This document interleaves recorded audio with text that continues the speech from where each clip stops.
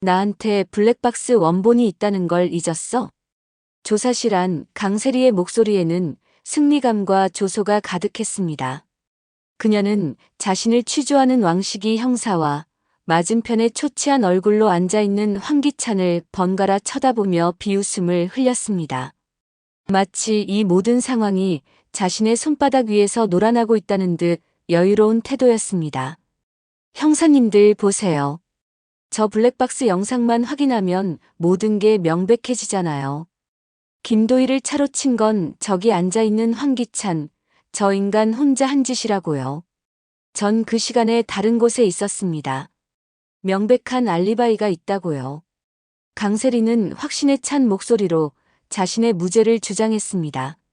그녀가 제출한 블랙박스 영상에는 사고 당시 후방 카메라에 찍힌 황기찬의 당황한 얼굴만이 선명하게 담겨 있었습니다. 이 증거물 하나만으로도 자신은 이 지긋지긋한 혐의에서 벗어날 수 있을 것이라 굳게 믿고 있었습니다. 황기찬이 아무리 자신을 운전자라고 거짓 증언을 해도 영상이라는 물증 앞에서는 소용없는 발악일 뿐이라고 생각했습니다. 왕식이 형사는 그런 강세리를 무표정한 얼굴로 바라보았습니다. 그는 책상 위에 놓여있던 작은 녹음기를 들어 올렸습니다. 강세리 씨, 정말 그 시각에 사고 현장에 없었습니까? 마지막 기회입니다. 지금이라도 사실대로 진술한다면 정상 참작의 여지가 있을지도 모릅니다. 내가 했다는 증거라도 있어요? 협박은 그만하시죠. 여기 황기찬이 김도희를 죽인 증거가 이렇게 확실한데 도대체 왜 자꾸 무고한 저를 의심하는 겁니까? 강세리의 목소리는 더욱 날카로워졌습니다. 그녀의 오만한 태도에 왕식이 형사는 가볍게 한숨을 내쉰 뒤 녹음기의 재생 버튼을 눌렀습니다. 스피커에서 흘러나오는 치직거리는 소음과 함께 너무나도 익숙한 목소리가 조사실의 공기를 갈랐습니다. 황기찬, 정신 차려. 이제 와서 모든 걸 망칠 셈이야? 그것은 분명 강세리 자신의 목소리였습니다. 사고 당시 당황하는 황기찬을 다그치던 바로 그 목소리였습니다. 강세리의 얼굴에서 순식간에 핏기가 가셨습니다. 얼음물을 뒤집어 쓴 것처럼 온몸의 감각이 마비되는 듯 했습니다. 여유롭던 미소는 온데간데 없이 사라지고 동공는 공포와 혼란으로 세차게 흔들리고 있었습니다. 자신이 완벽하게 짜놓은 판이 한순간에 무너져 내리는 소리가 들리는 듯 했습니다. 모든 것은 한 통의 전화에서 시작되었습니다. 위암 말기. 의사의 차분하면서도 잔인한 선고가 황기찬의 뇌리를 떠나지 않던 그날 오후였습니다. 길어야 6개월. 죽음이라는 거대한 벽 앞에서 그는 한없이 작아지고 있었습니다. 주차장 차디찬 아스팔트 바닥에 주저앉아 허공을 응시하던 그의 휴대폰이 날카롭게 울렸습니다. 액정에 찍힌 이름은 강재인이었습니다. 암흑 속에서 한 줄기 빛을 발견한 사람처럼 황기찬은 떨리는 손으로 전화를 받았습니다. 어쩌면 그녀가 마지막 구원이 되어줄지도 모른다는 헛된 희망을 품었습니다. 제인아, 나야. 하지만 수화기 너머로 들려온 강재인의 목소리는 그의 기대를 산산조각 냈습니다. 황기찬, 당신이 보낸 택배 대체 무슨 짓이야? 얼음장보다 차갑고 칼날보다 날카로운 음성이었습니다. 황기찬의 얼굴에서 신락 같던 희망의 빛이 순식간에 사라졌습니다. 제인아, 그게 무슨 소리야? 택배라니, 난 그런 걸 보낸 적 없어. 황기찬의 목소리는 당황스러움으로 심하게 떨렸습니다. 시한부 선고를 받은 이 끔찍한 상황에서 강재인마저 자신을 오해하게 만들 수는 없었습니다. 그것은 죽음보다 더한 공포였습니다. 피 묻은 바지, 당신이 보낸 거 아니라고. 경찰의 발신지를 조회해보니 당신 집 주소던데. 끝까지 시침이 뗄 생각이야? 강재인의 목소리에는 분노와 경멸이 뒤섞여 있었습니다. 그 말을 듣는 순간 황기찬의 머릿속이 하얗게 비어버리는 것 같았습니다. 피 묻은 바지라니. 자신도 모르는 사이에 무언가 끔찍한 음모가 자신을 옥죄어 오고 있다는 불길한 직감이 온몸을 휘감았습니다. 아니야. 정말 아니야, 제인아. 내가 알아볼게. 도대체 어떤 택배가 갔다는 거야? 섬뜩한 여자 바지였어. 피가 흥건하게 묻어 있었고, 사이즈를 보니 강셀이 그 여자 것 같던데. 난 당연히 당신이 또 무슨 추잡한 계략을 꾸미는 줄 알았지. 뚜뚜 일방적으로 끊어진 전화 너머로 들리는 기계음이 황기찬의 절망을 더욱 깊게 만들었습니다. 시한부 선고보다 강재인의 오해가 그의 심장을 더욱 아프게 짓눌렀습니다. 피 묻은 바지를 도대체 누가, 왜 강재인에게 보낸 거지? 황기찬은 터질 듯한 머리를 부여잡고 자리에서 일어났습니다. 이대로 주저앉아 있을 수만은 없었습니다. 이 억울한 누명을 벗지 못한다면 자신의 얼마 남지 않은 삶은 물론 죽음까지도 더러운 오명 속에 잠기게 될 것이었습니다. 그는 곧장 집으로 차를 몰았습니다. 집에 도착하자마자 그는 거실 구석에서 멍하니 앉아있는 어머니에게 달려갔습니다. 어머니, 혹시 오늘 어디 택배 보내신 적 있으세요? 어머니는 낯선 질문에 의아한 표정으로 황기찬을 바라볼 뿐이었습니다.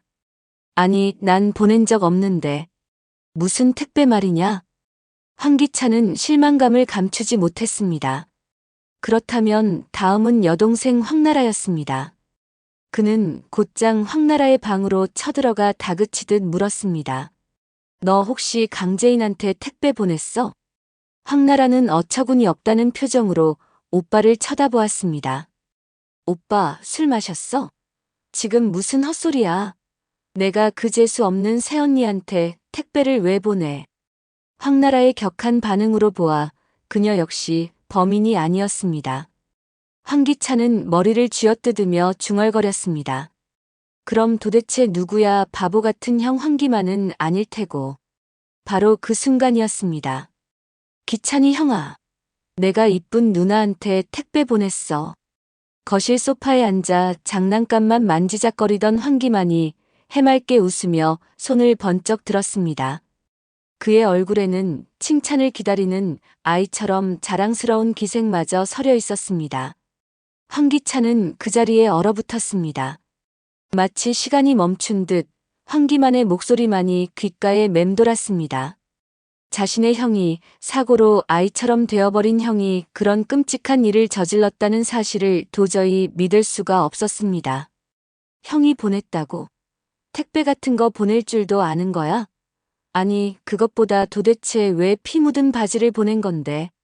황기찬의 목소리는 놀라움과 혼란으로 심하게 갈라져 나왔습니다. 그러자 황기만은 놀랍게도 평소의 어눌한 말투와는 달리 또렷한 목소리로 대답했습니다. 나 기억이 돌아왔거든. 그 바지 못생긴 아줌마가 나 계단에서 밀었을 때 입고 있던 바지였어. 지호방 침대 밑에 숨겨놨더라고. 황기찬은 숨을 쉴 수가 없었습니다. 형의 기억이 돌아왔다는 충격적인 사실보다 그 기억의 내용이 그의 심장을 더욱 날카롭게 후벼 팠습니다. 강세리가 형을 계단에서 밀었다는 것. 그것이 사실이라면. 그래서 이쁜 누나한테 일러 바치려고 보낸 건데. 드라마에서 보니까 나쁜 짓 한 사람 증거를 경찰 아저씨한테 갖다 주면 다 잡아간다고 했어. 황기만의 순진무구한 설명과는 대조적으로 황기찬의 머릿속은 복잡한 생각들로 폭발할 지경이었습니다. 형의 말이 사실이라면 이것은 강세리의 추악한 범죄를 밝혀낼 결정적인 증거가 될 수도 있었습니다. 하지만 동시에 또 다른 의문이 그의 머리를 스쳤습니다. 강세리는 도대체 왜 황기만을 계단에서 밀어야만 했을까? 형, 혹시 기억나는 거 더 없어? 강세리 그 여자가 형을 왜 밀었는지 그 이유도 기억나? 황기찬의 절박한 질문에 황기만은 고개를 갸우뚱거리며 깊은 생각에 잠겼습니다. 한참 동안 먼 곳을 응시하던 그의 시선이 거실 저편에서 그림을 그리고 있던 지호에게 닿았습니다. 그 순간 무언가 번뜩 떠오른 듯 황기만이 소리쳤습니다. 아, 기억났다. 지호. 지호 혈액형이 AB형이야. 그래서 그 못생긴 아줌마가 날 계단에서 밀었어. 황기만의 말은 횡설수설하는 것처럼 들렸지만 그 안에 담긴 의미는 황기찬의 심장을 관통하는 비수와도 같았습니다. 자신의 혈액형은 O형. 아내였던 강세리의 혈액형은 O형. O형 아버지와 O형 어머니 사이에서는 절대로 AB형 자녀가 태어날 수 없다는 것은 상식이었습니다. 지호가 내 아들이 아니라고. 황기찬의 목소리는 거의 들리지 않는 속삭임에 가까웠습니다. 이 끔찍한 현실을 큰 소리로 내뱉는 순간 모든 것이 돌이킬 수 없는 사실이 되어버릴까 두려웠습니다. 그는 충격으로 하얗게 질린 얼굴을 한 채 아무것도 모른 채 그림을 그리고 있는 지호를 향해 비틀거리며 걸어갔습니다. 가는 내내 그의 온몸은 사시나무처럼 떨리고 있었습니다. 병원에 도착해 지호의 혈액 검사를 의뢰하고 대기실에서 기다리는 시간은 지옥과도 같았습니다. 똑딱거리는 시계 초침 소리가 그의 심장을 옥죄는 망치 소리처럼 들렸습니다. 아빠, 우리 왜 갑자기 병원에 온 거예요? 나 어디 아파요? 지호의 순진한 물음이 황기찬의 가슴을 더욱 아프게 찔렀습니다. 그는 차마 아이의 눈을 마주보지 못한 채 메마른 입술을 겨우 열었습니다. 아니야, 그냥 건강검진이야. 걱정하지 마. 그의 목소리는 평소보다 몇 배는 더 부드러웠지만 그 속에는 지독한 절망의 그림자가 드리워져 있었습니다. 마침내 검사 결과가 나왔습니다. 간호사가 건넨 종이에 선명하게 찍힌 ABRH라는 글자를 확인하는 순간 황기찬의 세상은 무너져 내렸습니다. 자신이 위암 말기라는 사실을 알았을 때보다 더 큰 충격과 절망이 그의 온몸을 덮쳤습니다. 지금까지 자신의 목숨보다 더 소중하게 여기고 사랑해왔던 아들, 지호가 자신의 피를 나눈 혈육이 아니라는 잔인한 현실을 도저히 받아들일 수가 없었습니다. 강세리 용서 못해. 황기찬은 병원 복도 차가운 바닥에 그대로 주저앉았습니다. 그의 입술은 분노와 배신감, 그리고 형언할 수 없는 슬픔으로 부들부들 떨리고 있었습니다. 지금까지 그가 겪었던 모든 고통과 시련이 한꺼번에 그를 덮치는 것 같았습니다. 시한부 선고를 받고도 어떻게든 버텨내려 했지만 이 지독한 진실 앞에서 그는 완전히 무너져 버렸습니다. 모든 것이 거짓이었습니다. 그의 사랑, 그의 희생, 그의 삶 전체가 송두리째 부정당하는 기분이었습니다. 한참을 그렇게 절망의 늪에 빠져 있던 황기찬은 천천히 고개를 들었습니다. 눈가에는 뜨거운 눈물 자국이 선명했지만 텅 비어있던 그의 눈동자 안에는 이전과는 비교할 수 없을 정도로 차갑고 단단한 무언가가 타오르기 시작했습니다. 그것은 복수심이었습니다. 이제 내가 죽기 전 무엇을 해야 할지 분명해졌어. 원래 황기찬은 모든 것을 내려놓고 스스로 자수할 생각이었습니다. 비록 얼마 살지 못하더라도 자신이 저지른 죄를 모두 털어놓고 강재인에게 진심으로 용서를 구하고 싶었습니다. 강세리는 건드리지 않으려 했습니다. 그녀마저 감옥에 가게 되면 자신의 아들 지호가 세상에 홀로 남겨지는 것만은 막고 싶었기 때문입니다. 자신이 모든 죄를 뒤집어쓰고 지호를 지키려 했던 것이었습니다. 그런데 지호가 내 아들이 아니었다니. 황기찬의 목소리는 쓸쓸했지만 동시에 무서울 정도로 차분해졌습니다. 이대로 죽는 것은 너무나도 억울했습니다. 강재인에게 용서를 구하고 동시에 강세리에게 가장 처절한 복수를 할 수 있는 방법. 고민 끝에 그는 결심했습니다. 김도의 뺑소니 사고, 그날의 진실을 비틀어 강세리를 주범으로 만드는 것이었습니다. 강세리가 저지른 죄는 산더미처럼 많았지만 명확한 증거를 찾기에는 시간이 턱없이 부족했습니다. 언제 죽을지 모르는 시한부 인생에게는 재판 과정을 기다릴 여유 따위는 없었습니다. 며칠 후 황기찬은 강재인과 김도윤을 찾아갔습니다. 며칠 사이에 수척해진 얼굴이었지만 그의 눈빛만큼은 강철처럼 단단했습니다.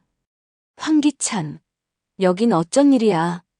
강재인과 김도윤은 갑작스러운 그의 등장에 잔뜩 경계심을 드러냈습니다. 바로 그때 황기찬이 두 사람 앞에 무릎을 꿇었습니다. 항상 오만하고 뻔뻔했던 그의 돌발 행동에 강재인과 김도윤은 당황한 듯 서로를 바라보았습니다. 내가 잘못했습니다. 떨리는 목소리였지만 그 안에는 분명한 진심이 담겨 있었습니다. 황기찬, 또 무슨 수작이야? 이제 와서 연기라도 하는 거야? 강재인의 목소리는 의심으로 가득했습니다. 김도윤 역시 차갑게 말을 보탰습니다. 황기찬 씨, 당신이 정말 잘못을 빌어야 할 사람은 당신 손에 죽은 우리 누나, 김도희라는 걸 잊었습니까? 김도윤의 날 선 비난에도 황기찬은 고개를 들지 않았습니다. 그의 눈에서 닭똥 같은 눈물이 뚝뚝 떨어졌습니다. 네, 잘 알고 있습니다. 김도혜 대리님께도 정말 죄송합니다. 전부 제가 저지른 짓이 맞습니다. 황기찬의 진심 어린 사과에 김도윤은 오히려 어안이 벙벙해져 물었습니다. 갑자기 왜 이러는 겁니까? 끝까지 뻔뻔한 게 당신한테 더 잘 어울리는데. 황기찬은 떨리는 입술을 열었습니다. 저에게 시간이 얼마 남지 않았기 때문입니다. 그의 목소리는 간신히 들릴 정도로 작았습니다. 그 말에 강재인이 답답한 듯 소리쳤습니다. 황기찬, 제발 알아듣게 좀 이야기해. 황기찬은 마침내 고개를 들어 강재인을 바라보았습니다. 그의 눈은 깊은 절망으로 가득 차 있었습니다. 재인아, 나 위암 말기래. 의사 말이 석 달을 넘기기 힘들 거라고 하더군. 황기찬의 충격적인 고백에 강재인과 김도윤의 눈빛이 세차게 흔들렸습니다. 아무리 증오했던 사람이라도 죽음이라는 단어 앞에서는 숙연해질 수밖에 없었습니다. 동정받자고 이러는 거 아니야. 그리고 지호가 내 아들이 아니라는 것도 전부 알게 됐어. 이 말에 강재인의 표정이 또 한 번 굳어졌습니다. 황기찬이 모든 진실을 알게 되었다는 사실이 믿기지 않았습니다. 마지막으로 내가 죽기 전 당신과 김도윤 씨에게 진심으로 사죄하고 강세리 그 여자에게 복수하기 위해 왔습니다. 재인아, 제발 나 좀 도와줘. 황기찬의 목소리는 절박했습니다. 그 어떤 모습보다도 진실하고 간절했습니다. 이제 와서 사과한다고 해도 당신은 용서받지 못할 짓을 저질렀어요. 김도윤이 단호하게 말했습니다. 하지만 황기찬은 흔들리지 않았습니다. 네, 압니다. 절대로 저를 용서하지 마십시오. 하지만 이 모든 비극의 시작은 강세리 때문입니다. 김도혜 씨를 차로 치자고 부추긴 것도, 피를 흘리며 죽어가는 김도혜 씨를 외면하자고 한 것도, 지호를 내 아들이라고 속여 당신과 나를 기만한 것도 모두 강세리입니다.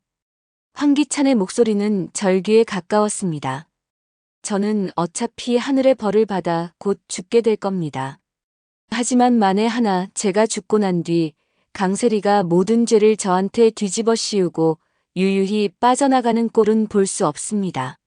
그것만은 막아야 하지 않겠습니까?